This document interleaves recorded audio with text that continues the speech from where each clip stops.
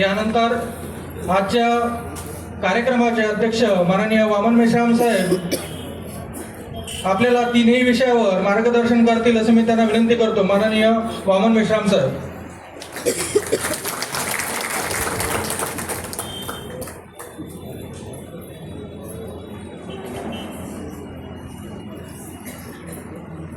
साथियों,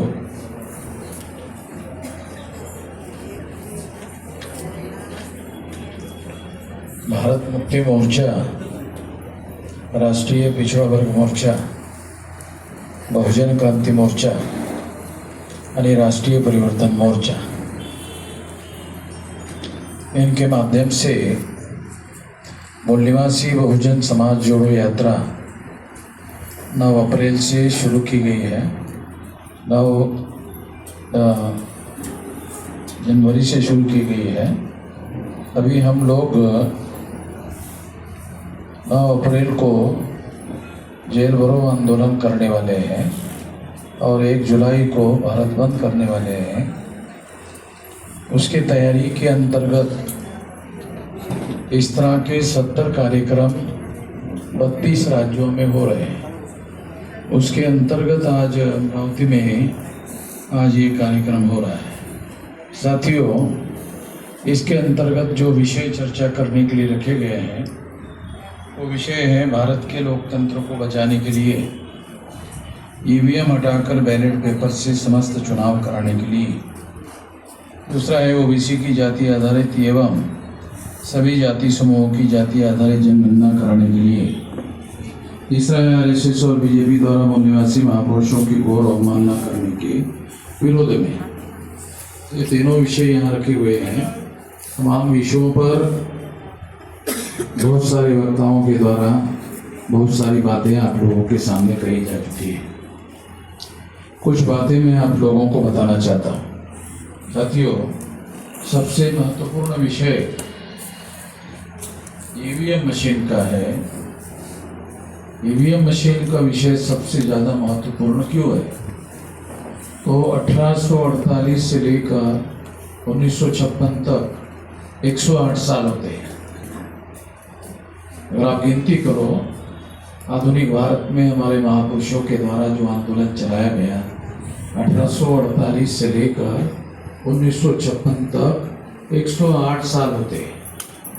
108 साल के संघर्ष के बाद, इतना लंबा संघर्ष करने के बाद हमारे महापुरुष एक अधिकार से संतुष्ट होते हैं. वो अधिकार है कि हमारे मूल निवासी बहुजन समाज के लोगों को वोट का अधिकार मिलना चाहिए.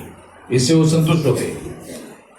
तो आप अंदाजा लगा सकते हो कितना महत्वपूर्ण विषय है, कितना महत्वपूर्ण अधिकार है.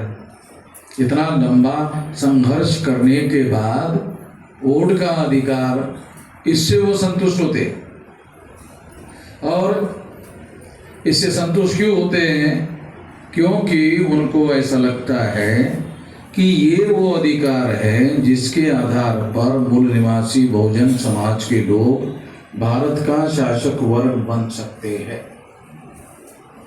पुराने समय में राज स्थापित करने के लिए तलवारें चलती थी, खून खराबा होता था, बहुत ज़्यादा खून बहाया जाता था. उसके बाद किसी राजा का राज स्थापित होता था. ये इतिहास है. मगर 26 जनवरी 1950 को जो संविधान लागू हुआ, उस संविधान के द्वारा हमारे महापुरुषों ने हमारे लोगों को वोट का अधिकार बहाल किया. इतना महत्वपूर्ण अधिकार है वोट का अधिकार. क्या हमारे पढ़े लिखे लोगों को इस बात का एहसास है कि 1848 से लेकर 1956 तक 108 साल का संघर्ष करने के बाद वोट के अधिकार को हासिल करने से हमारे महापुरुष संतुष्ट हुए थे? सामान्य बात नहीं. ऐसे तमाम यूरोपियन देश हैं, अमेरिका का जैसा देश है जहां महिलाओं को वोट का अधिकार नहीं दिया गया था। महिलाओं को वोट का अधिकार नहीं दिया गया था। महिलाओं को अलग से वोट का अधिकार हासिल करने के लिए आंदोलन किया गया और आंदोलन करने के बाद महिलाओं को वोट का अधिकार बहाल किया गया। हमारे देश में 26 जनवरी 1950 को जब संविधान लागू हुआ तो संविधान लागू होते ही एडल्ट फ्रेंचाइज लागू किया गया। एडल्ट फ्रेंचाइज को हिंदी में कहते हैं प्रौढ़ मताधिकार। Irrespective of caste, creed, religion, place of birth. Place of birth का मतलब है झोपड़ी में पैदा हुआ, राजमहल में पैदा हुआ, रानी के पेट से पैदा हुआ, राजा के घर में पैदा हुआ, कहीं पर भी हुआ हो, उस सभी व्यक्तियों को एडल्ट फ्रेंचाइज लागू होगा, यानी प्रौढ़ मताधिकार लागू होगा। और पहले समय में प्रौढ़ की संख्या, उम्र की संख्या निर्धारित की गई थी 21 साल। बाद में इसे 18 साल घोषित किया गया। आज 18 साल के प्रत्येक एडल्ट व्यक्ति को irrespective of caste, creed, religion, place of birth, male, female, कोई भी हो, इसी प्रकार का भेदभाव किए बगैर, इसीलिए इसे अंग्रेजी में एडल्ट फ्रेंचाइज कहा गया, हिंदी में इसे प्रौढ़ मताधिकार कहा गया। केवल उम्र देखी जाएगी, उसकी जाति और धर्म देखे बगैर उसको वोट का अधिकार बहाल किया गया। इसके आधार पर भारत राष्ट्र का निर्माण किया गया। ये जो भारत राष्ट्र का जो निर्माण है वो जाति के आधार पर नहीं है, वर्ण के आधार पर नहीं है, धर्म के आधार पर नहीं है, स्पृश्यता अस्पृश्यता के आधार पर नहीं है। ये सारा एडल्ट होने के आधार पर, irrespective of caste and creed. Bharat का जो निर्माण किया गया है, आज जो हम भारत देखते हैं, वो किसी जाति आधार पर नहीं है, धर्म के आधार पर नहीं है। केवल ये देखा गया है कि सभी लोगों को प्रौढ़ होने के साथ में उनको समान अधिकार, इक्वलिटी बिफोर लॉ, कानून के सामने सभी लोगों को समान अधिकार घोषित किए गए। इसके आधार पर भारत के संविधान का निर्माण किया गया है। ये बात हम लोगों को सही तरीके से जानने की और समझने की जरूरत है।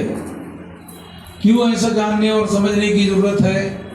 क्योंकि कोई भी बड़ा बदलाव लाने के लिए अगर हम भारत में काम करना चाहते हैं तो हम लोगों के पास संगठित शक्ति चाहिए।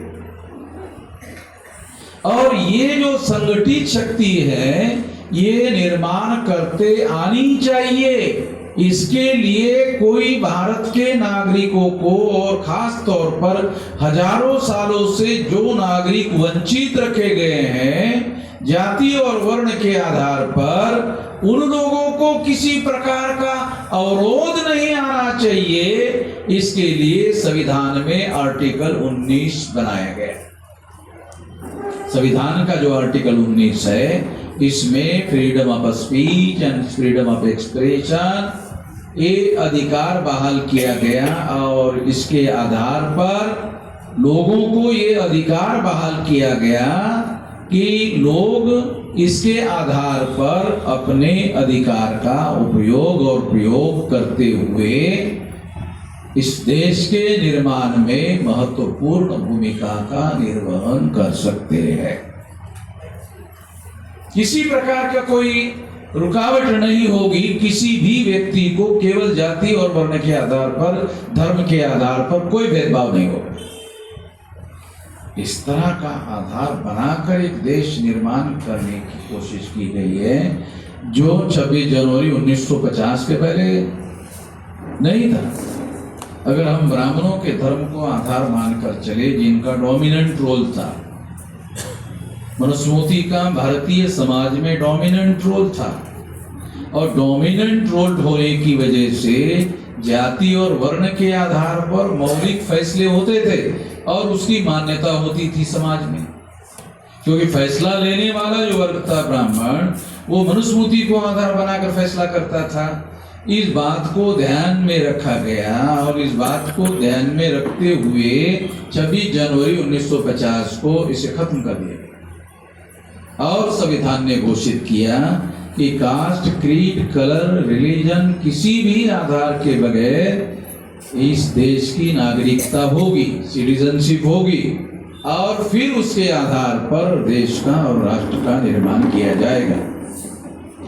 ये अंडरस्टैंडिंग होनी चाहिए, इसके आधार पर हमें संगठन का निर्माण करना चाहिए। अगर हम ये काम ब्राह्मणों के ऊपर छोड़ देते हैं तो ब्राह्मण लोग संगठन का निर्माण करेंगे जैसा उन्होंने किया। ब्राह्मणों की संख्या 3.5% है। उन्होंने आरएसएस की स्थापना की, उन्होंने भारतीय जनता सबसे पहले जनसंघ की स्थापना की, फिर जनसंघ के बाद में भारतीय जनता पार्टी नाम का संगठन बनाया।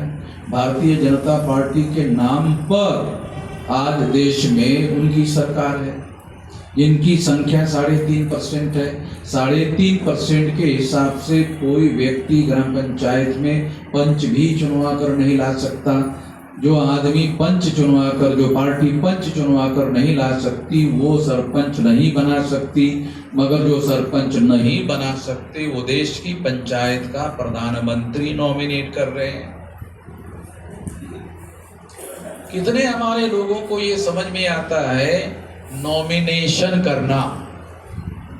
ये नरेंद्र मोदी को आरएसएस के ब्राह्मणों ने प्रधानमंत्री पद के लिए नॉमिनेट किया। चुनाव बाद में हुआ। आरएसएस ने और भाजपा के लोगों ने, जो ब्राह्मण लोग चलाते हैं, उन्होंने नरेंद्र मोदी को प्रधानमंत्री पद के लिए पहले चुना, बाद में चुनाव हुआ। क्रोनोलॉजी हम लोगों को समझना चाहिए। चुनाव बाद में हुआ। अगर मान लो आरएसएस के लोगों ने और भाजपा के लोगों ने नरेंद्र मोदी को अवसर ही नहीं दिया होता, उसके भारतीय लोग जो है उनको चुनने का भी अवसर नहीं मिलता। ये बात नरेंद्र मोदी को पता है। उनकी संख्या कितनी है? 3.5%। 3.5% की ही कांग्रेस है, 3.5% की ही भाजपा है। यानी एक संगठन नहीं है राष्ट्रीय स्तर का 3.5% लोगों का। कांग्रेस 3.5%, भाजपा 3.5% की, कम्युनिस्ट 3.5% की, मार्क्सवादी कम्युनिस्ट 3.5%, तृणमूल कांग्रेस ये भी राष्ट्रीय पार्टी है, इनका मुख्यमंत्री बंगाल में। 5 नेशनल लेवल की पार्टियां केवल मात्र 3.5% ब्राह्मणों की है।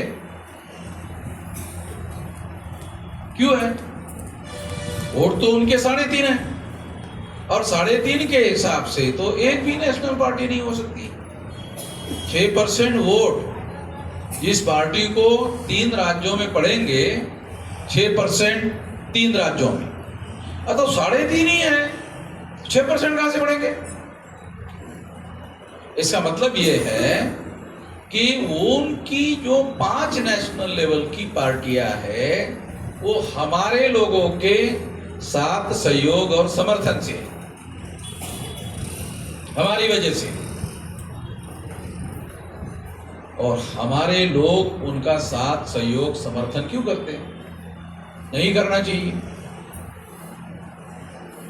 जब वर्ण व्यवस्था के आधार पर सोच विचार और व्यवहार होता था, तो ब्राह्मण लोग ओबीसी के लोगों को वर्ण व्यवस्था में शूद्र मानते थे। बहुत सारे अनुसूचित जाति और जनजाति के पढ़े लिखे लोगों को ये पता नहीं है कि शूद्र नाम का जो वर्ण है वो ओबीसी के लिए है। अनुसूचित जाति जनजाति के पढ़े लिखे लोगों को पता नहीं है कि जो शूद्र वर्ण जो शब्द है ये ओबीसी के लिए है। जो अछूत है वो शेड्यूल कास्ट के लिए है। ये बहुत सारे पढ़े लिखे लोगों को पता नहीं है। अनपढ़ लोगों का तो भगवान वाली है, ऐसा हमारे लोग ऊपर देखता है। वो है नहीं है इसके बारे में अभी तक किसी को कुछ पता नहीं चला। ऊपर वाले के ऊपर छोड़ देते हैं। जब हमारे लोगों का दिमाग नहीं चलता, वो क्या देखेगा क्या नहीं देखेगा, उसका पहला फैसला कब होगा क्या होगा, वो भी उनके ऊपर छोड़ देते हैं। और उसका फैसला हुआ कि नहीं हुआ उसकी देखरेख भी नहीं करते। इधर में अपने नियंत्रण के बाहर का मामला है, देखरेख कौन करे, अपने औकात के बाहर की बात है। तो मौलिक रूप से हम लोगों को ये जानने और समझने की जरूरत है कि हम लोगों को संवैधानिक रूप से जो अधिकार बहाल हुए हैं वो अधिकार अगर हम लागू करना चाहते हैं, संविधान हमारे लोगों के समर्थन में है, मगर संविधान किसी कामले के घर में जाता है क्या? संविधान मान लो ये संविधान है, तो वो संविधान कामले के घर में गया और कामले को कहा, कामले मैं आया, तेरे को बराबरी का अधिकार संविधान ने दिया है, तो तेरे को लागू करने के लिए मैं तेरे घर में आया। संविधान ऐसे कुछ कर नहीं सकता। संविधान के पास पैर नहीं, संविधान के पास हाथ नहीं है, संविधान अपने से कुछ नहीं कर सकता। संविधान जो है ये इस हिसाब से जिंदा दस्तावेज नहीं है। वो जब तक रिप्रेजेंटेटिव सिस्टम जिंदा नहीं होता तब तक वो जिंदा दस्तावेज नहीं है। जो संविधान है वो जिंदा दस्तावेज नहीं है, वो जिंदा तब होता है जब रिप्रेजेंटेटिव सिस्टम कार्यान्वित होता है। तो इसका मतलब है सारी महत्वपूर्ण बातें रिप्रेजेंटेटिव सिस्टम में है। 140 करोड़ हमारे देश की संख्या है, तो 140 करोड़ लोग तो संसद में जाकर बैठ नहीं सकते। इसलिए दुनिया की डेमोक्रेसी को, सारे दुनिया की डेमोक्रेसी बनाने वाले लोगों ने एक तरीका डेवलप किया कि उस जनसंख्या का प्रतिनिधि वहां जाकर बैठे। तो संसद में 543 लोकसभा की सीटें हैं। भारत का जो संसद है आज, उसकी सीटें हैं टोटल 543। जो 140 करोड़ जनसंख्या है देश की, वो 140 करोड़ जनसंख्या के प्रतिनिधि कितने हैं लोकसभा के? 543 जो इलेक्टेड रिप्रेजेंटेटिव, राज्यसभा की तरह नॉमिनेटेड नहीं, इलेक्टेड जो वोटर्स के द्वारा चुने जाते हैं। तो इस तरह से ये चुने जाने वाले लोगों की संख्या 543 है। और वो जब वर्किंग करते हैं उसके बाद संविधान जिंदा दस्तावेज बनता है। ये हमारे लोगों को समझ में नहीं आता। ये क्यों समझा रहा हूं? क्योंकि ये समझने के बाद हमारे लोग वोट का उपयोग और प्रयोग सही करेंगे। अगर आप बीजेपी को वोट देते रहोगे फिर उसके हिसाब से काम करेगा संविधान। संविधान में क्या लिखा हुआ है उसके हिसाब से संविधान काम नहीं करेगा। ध्यान रखो, बहुत इंपॉर्टेंट बात बता रहा हूं। संविधान में क्या लिखा हुआ है उसके अनुसार संविधान काम नहीं करेगा। संविधान जो आप रिप्रेजेंटेटिव चुनकर भेजते हैं उसके अनुसार काम करेगा।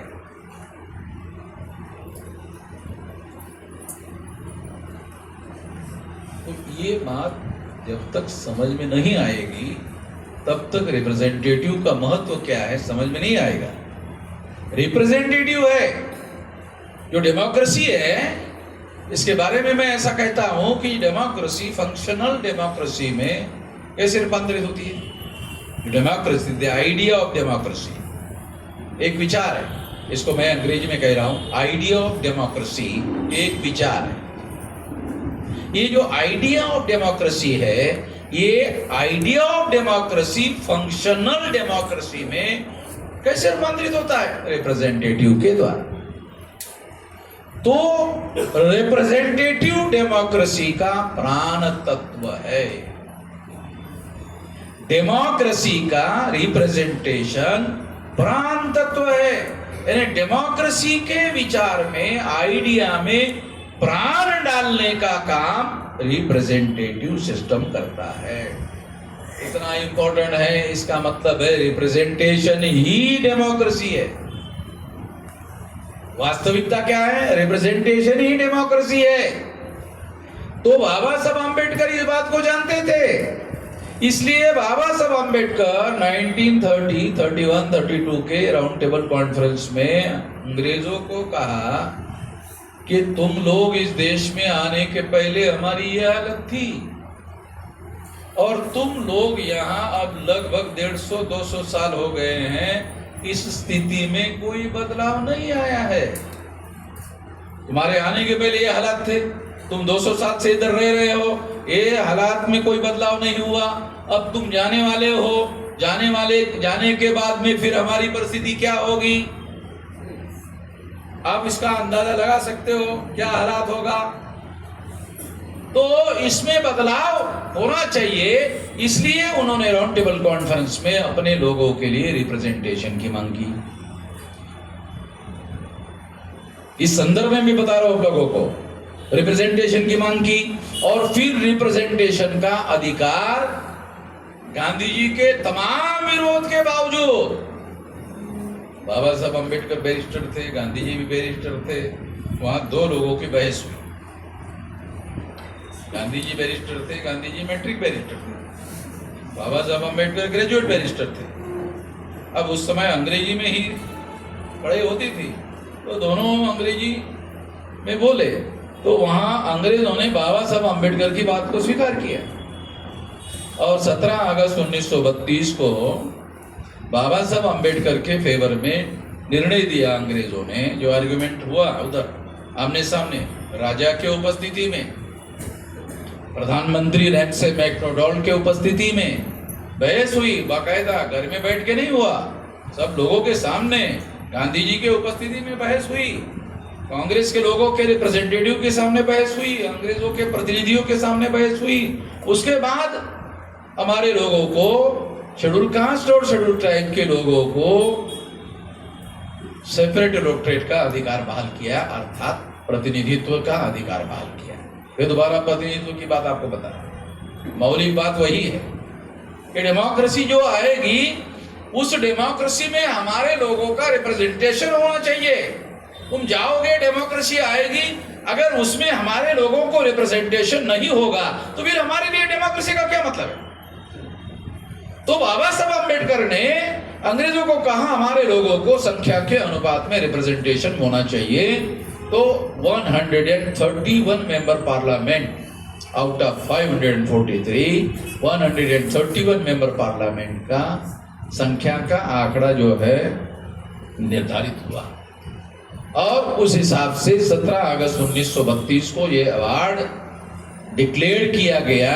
वो डिक्लेयर करने के बाद में अंग्रेजों के सामने बहस में गांधी जी परास्त हो गए। ध्यान रखो, बहुत इंपॉर्टेंट बात आपको बता रहा हूं।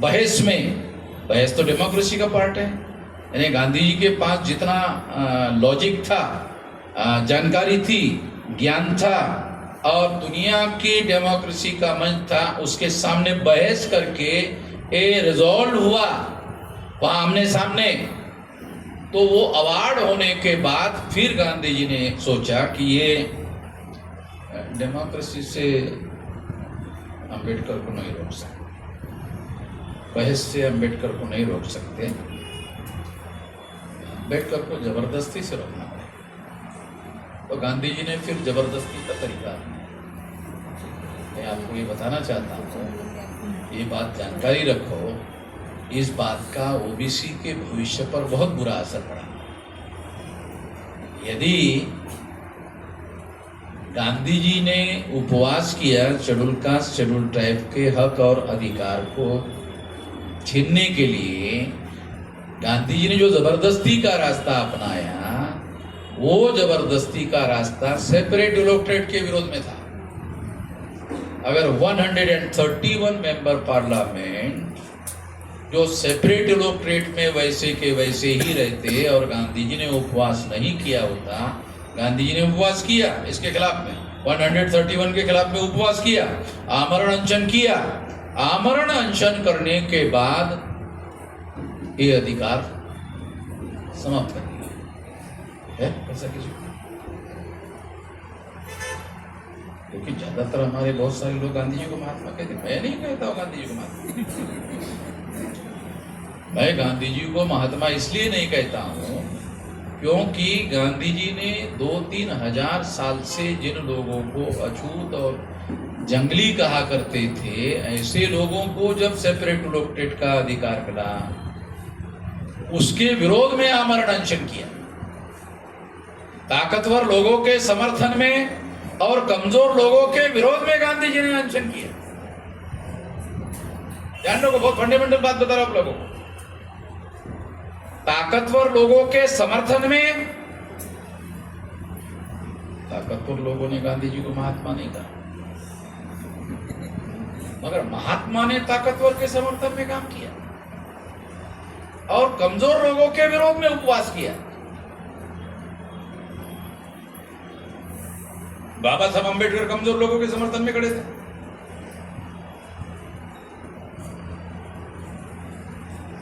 तो बाबा साहब अंबेडकर ने कहा कि मैं अगर गांधी जी का प्राण, उन्होंने ऐसा सवाल उठाया, रिकॉर्ड में बातें बोल रहा हूं, गांधी जी का प्राण और अनुसूचित जाति और जनजाति के लोगों का प्राण, 2 प्राण है।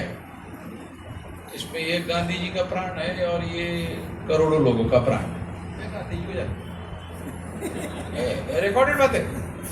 गांधी जी को एक आदमी चला जाए, कोई बात नहीं, जाने तो करोड़ों लोगों का प्राण नहीं लिया जा सकता। गांधी जी को मालूम हुआ कि अंबेडकर को ऐसा कह रहे, तो फिर गांधी जी ने लोगों को कहा, अंबेडकर मेरी हत्या करना चाहते हैं। ये भी रिकॉर्ड है,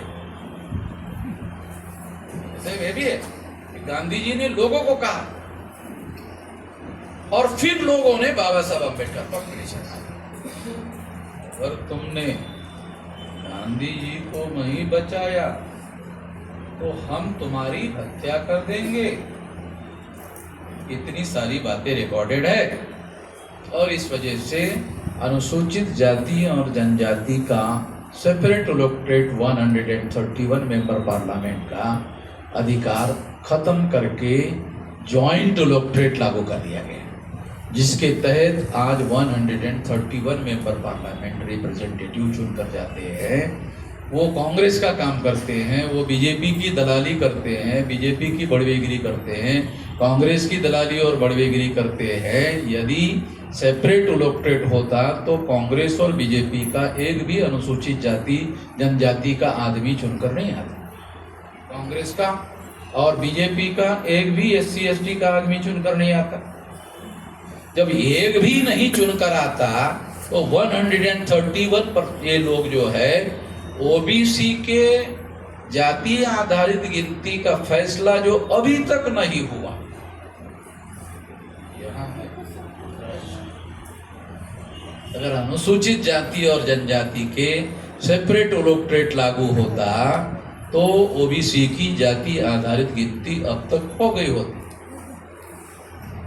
क्योंकि कांग्रेस के लोग फैसला करते हैं और nominated representative schedule caste schedule tribe के 131 कांग्रेस का साथ देते हैं। जब बीजेपी की सरकार रहती है तो बीजेपी को साथ देते हैं यही लोग। OBC के लोगों की गिनती नहीं हो रही है, वो गिनती को ब्राह्मण लोग रोक लगा रहे हैं और ब्राह्मण लोगों को अनुसूचित जाति और जनजाति के जॉइंट इलेक्टोरेट में चुनकर आने वाले 131 लोग सपोर्ट करते हैं। यदि ये जॉइंट इलेक्टोरेट नहीं होता और ये सेपरेट इलेक्टोरेट ही होता जैसे बाबा साहब अम्बेडकर ने डिमांड किया था और अंग्रेजों ने अप्रूवल दिया था, अगर ऐसा ही होता तो बाबा साहब अम्बेडकर संविधान में ही OBC के हक अधिकार का प्रावधान करने में कामयाब हो गए होते। तो अनुसूचित जाति जनजाति को अधिकार मिला, वही अधिकार OBC को भी मिला होता। मगर गांधी जी ने जब उपवास किया अनुसूचित जाति और जनजाति के सेपरेट इलेक्टेड के विरोध में, तो तमाम देश भर के ओबीसी के लोगों ने गांधी जी का साथ दिया।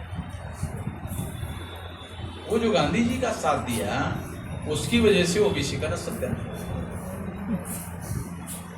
और गांधी जी अभी भी दिमाग में घुसा हुआ।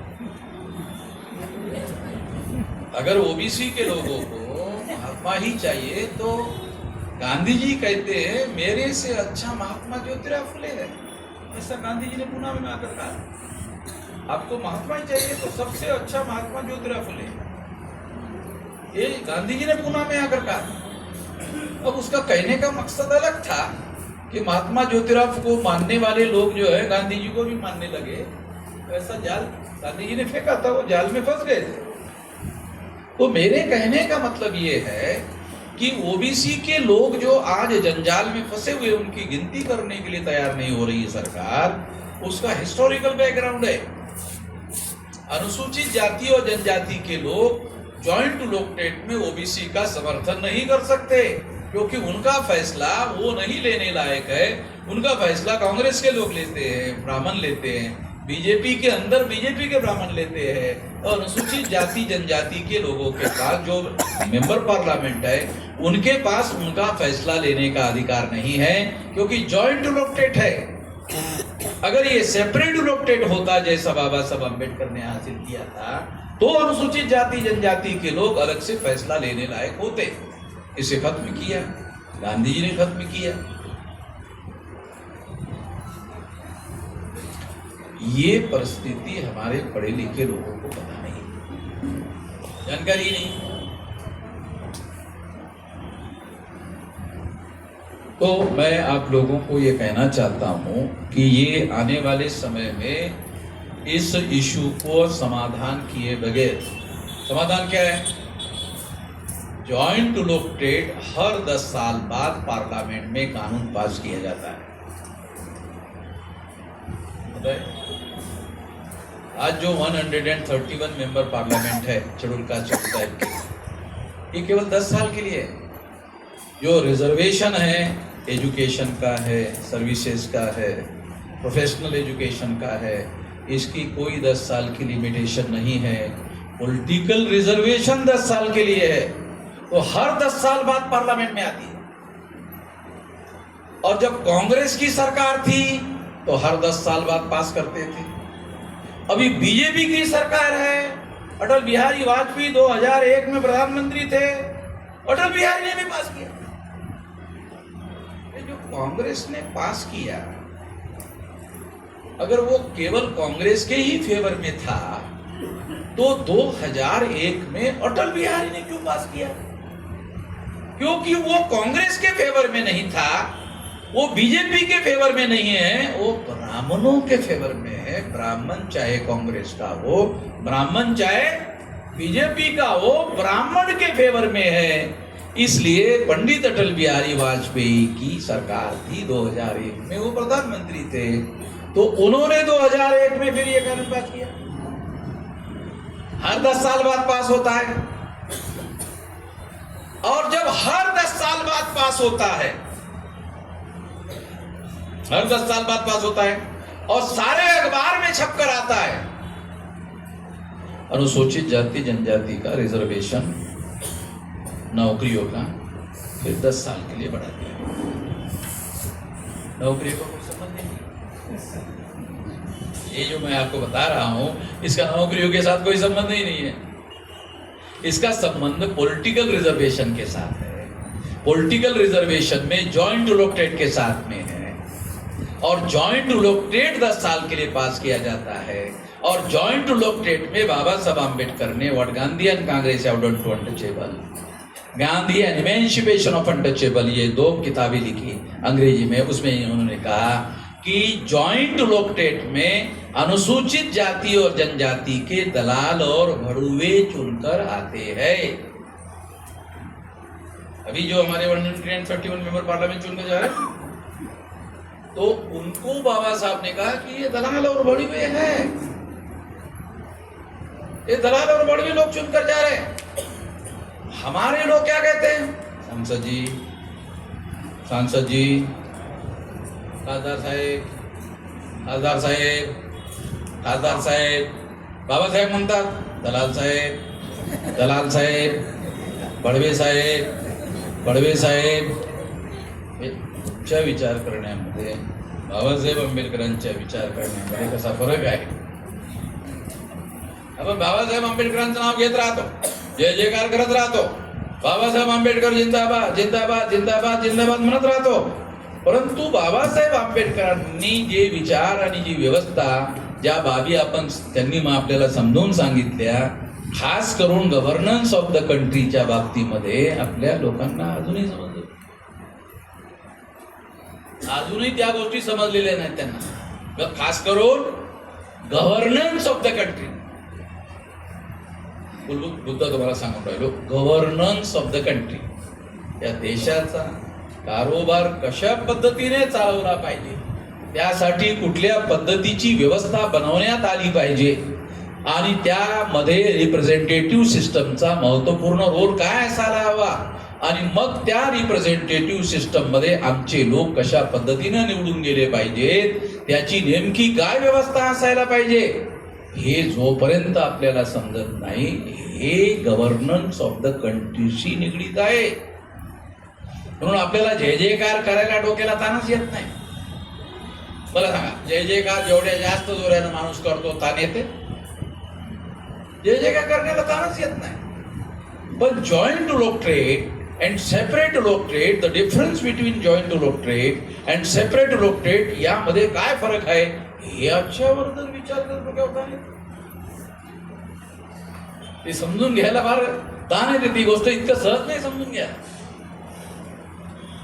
अजूनही समजून घ्यायला. म्हणजे आता त्या गोष्टीला आता 25 चाललेलं आहे आणि 7 वर्षामध्ये 100 वर्ष होती. 32 आणि 32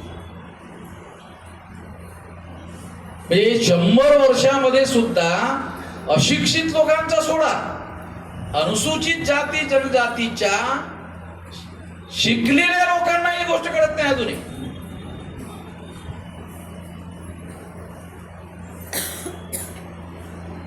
हे रेकॉर्ड आहे, म्हणजे डॉक्युमेंट आहे. किती लोकांनी वर्ड गांधी आणि काँग्रेस ऑफ अनटचेबल पुस्तक वाचलं, गांधी आणि इमॅन्सिपेशन ऑफ अनटचेबल वाचलं? त्या प्रश्न माझा चुकीचा आहे. अशा प्रकारचं पुस्तक बाबासाहेबांनी लिहिलं या नावाचं, हे आहे का माहिती? हे वाचलं का, हे माझा चुकीचा प्रश्न आहे. मला असं प्रश्न विचारायला नाही पाहिजे. अशा प्रकारचं पुस्तक आहे, वाचलं नाही पण आहे असं पुस्तक, असं सुद्धा शिकलेल्या लोकांना माहित नाहीये. पण खऱ्या अर्थानं ज्यांनी कोणी वर्ड गांधी आणि काँग्रेस ऑफ अनटचेबल पुस्तक वाचलं नसेल, गांधी अँड इमॅन्सिपेशन ऑफ अनटचेबल पुस्तक वाचलं नसेल, तर त्यांना बाबासाहेब आंबेडकरांनी गव्हर्नन्स ऑफ द कंट्री साठी त्यांची जी विचारसरणी आहे ती त्यांना लक्षात येणार नाही. या 2 पुस्तकामध्ये गव्हर्नन्स ऑफ द कंट्री मध्ये आमच्या लोकांना रिप्रेझेंटेशन कशा पद्धतीनं मिळायला हवं त्यासाठीची विवेचना करण्यात आलेली आहे, त्यासाठीचे सैद्धांतिक आधार त्या ठिकाणी सांगण्यात आलेले आहेत. तेव्हा ही बाब आपल्याला मुळासकट वाचून काढली पाहिजे. तेव्हा आपल्याला ही लढाई जर लढायची असेल तर येत्या कालावधीमध्ये डेमोक्रेसीमध्ये आपला मूलभूत प्रश्न, आपला रिप्रेझेंटेशनचा अधिकार संपुष्टात आणण्यात आलेला आहे. जॉईंट इलेक्टोरेट म्हणून संपुष्टात आणण्यात आलेला. म्हणून येत्या कालावधीमध्ये आपल्याला या जॉईंट इलेक्टोरेटला संपवून, म्हणजे दर 10 वर्षासाठी आहे, मग येत्या आता तो 31 पर्यंत, 31ला पुन्हा पार्लमेंटमध्ये पास करा. मग तो पार्लमेंटमध्ये येईल त्याच्या अगोदरच याच्या विरोधामध्ये देशव्यापी रण माजवलं पाहिजे, देशव्यापी आंदोलन केलं पाहिजे. या मुद्द्याला जनतेच्या मैदानामध्ये घेऊन गेलं पाहिजे. आणि जनतेच्या मैदानामध्ये जेव्हा तुम्ही घेऊन जाल ना, त्यामध्ये काय प्रतिक्रिया होईल तुम्हाला सांग. जे आपल्या समाजामध्ये काँग्रेसमधून निवडून गेलेले दलाल आहेत, बीजेपी मध्ये निवडून गेलेले दलाल आहेत आणि त्या दलालांचे समर्थक दलाल आहेत, ते पहिल्यांदा वामन मिश्रांच्या विरोधात आता सांग. म्हणजे दलाल आहेत आणि मग त्या दलालांचे समर्थक आहे ते उभे होते आणि त्या दलालीचं समर्थन करतील. ते लोक त्या काळात बाबासाहेब आंबेडकरांच्या समर्थनात नव्हते, पण आता म्हणतील नाही बाबासाहेबांच्या विरोधात वामन मेश्राम बोलून राहिले, हे तर बाबासाहेब आंबेडकरांनी आणलंय. अरे पण बाबासाहेब आंबेडकरांनी सेपरेट इलेक्टेड आणलेलं आहे, जॉईंट इलेक्टेड नाही आहे. तर आमच्या लोकांना जॉईंट इलेक्टेड आणि सेपरेट इलेक्टेडचा फरक समजत नाही. हे सध्या जे आहे ते नॉमिनेटेड रिप्रेझेंटेशन आहे. हे जॉईंट इलेक्टेड जे आहे हे नॉमिनेटेड रिप्रेझेंटेशन आहे. म्हणजे काँग्रेसचे लोक शेड्यूल कास्टच्या शेड्यूल ट्राईबच्या एखाद्या माणसाला नॉमिनेट करतात. नेहरूच्या कालावधीमध्ये नेहरूकडे एक शेड्यूल कास्टचा माणूस स्वयंपाक करत होता, पण त्यांना कॅन्डिडेट मिळत नव्हता, म्हणून त्या स्वयंपाकाला नेहरूंनी तिकीट दिलं, तो खासदार झाला. आता जो स्वयंपाकी माणूस जो स्वयंपाक पकवत होता त्याला निवडून आणलंय. आता तो संसदेमध्ये भाकरी कशा पकवायच्या, पोळ्या कशा पकवायच्या त्या कच्च्या राहिल्या नाही पाहिजे, वरण कसं आपलं चांगलं झालं पाहिजे, भाजी कोणत्या तडका कसा लावला पाहिजे, मटणाला कशा पद्धतीचा तडका लावला तर त्याची टेस्ट चांगल्या पद्धतीने येईल, याच्या व्यतिरिक्त तो काय सांगू शकतो. म्हणजे सांगण्याचा अर्थ असा की अशा माणसांना निवडून आणलं जाऊ शकते. कारण समजा काँग्रेस पक्ष आहे, इंदिरा गांधीच्या कालावधीमध्ये असं बोललं जायचं की इंदिरा गांधीने जर हा पोल उभा ठेवला, हा खंबा, तो पण निवडून येईल. फक्त इंदिरा गांधीने त्याला या पोलला मी निवडणुकीचं तिकीट देत आहे एवढं जरी घोषित पोलच निवडून येतो. लोक काहीच बघत नव्हते, कारण त्यावेळेस अशा पद्धतीचा प्रचार चालायचा. इंदिरा इज इंडिया, म्हणजे माझं ना सांगतो तुम्हाला, इंदिरा इज इंडिया, इंदिरा ही भारत आहे. एके ठिकाणी अटल बिहारी वाजपेयी असं म्हणाले की अगर इंदिरा ही इंडिया है तो क्या अटल बिहारी पाकिस्तान है?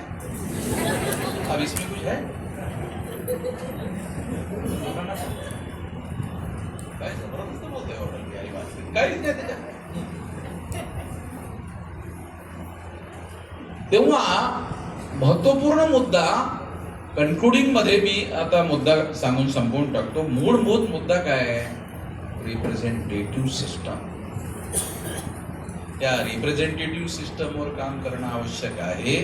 येत्या कालावधीमध्ये आम्ही या रिप्रेझेंटेटिव्ह सिस्टमवर काम करू. आता खूप झाले दुसरे लोक काय बोलतात ह्याऐवजी ह्या मुद्द्यावर आम्ही राष्ट्रीय स्तर, जसं आता मी भारत बंद करून राहिलो, जेल भरो आंदोलन करून राहिलो, उद्या त्या मुद्द्यावर संपूर्ण देशाभर आम्ही जेल भरो आंदोलन करू. तो मुद्दा कोणता? अनुसूचित जाती आणि जनजातीच्या लोकांचे रिप्रेझेंटेटिव्ह, रिअल रिप्रेझेंटेटिव्ह निवडून गेले पाहिजे. नॉमिनेटेड काँग्रेसचा माणूस, काँग्रेसच्या माणसांनी ज्या माणसाला तिकीट दिलं, बीजेपीच्या माणसाला ज्या माणसाने तिकीट दिलं तो निवडून येतोय. म्हणजे काय? अरे तो आमचं बोलतच नाही पार्लमेंटमध्ये, आमचं काय दुखणं आहे तो बोलतच नाही.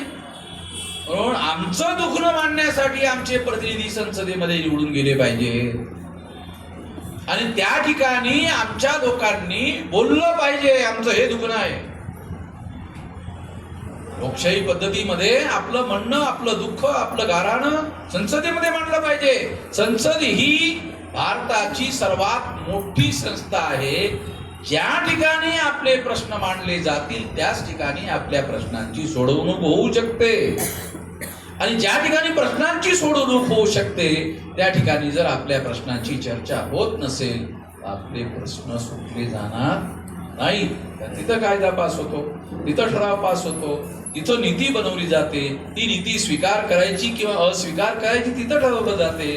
तिथं जर आपला मुद्दा निर्णायकपणे आपण मांडू शकलो नाही तर आपले प्रश्न आपण सोडवू शकत नाही.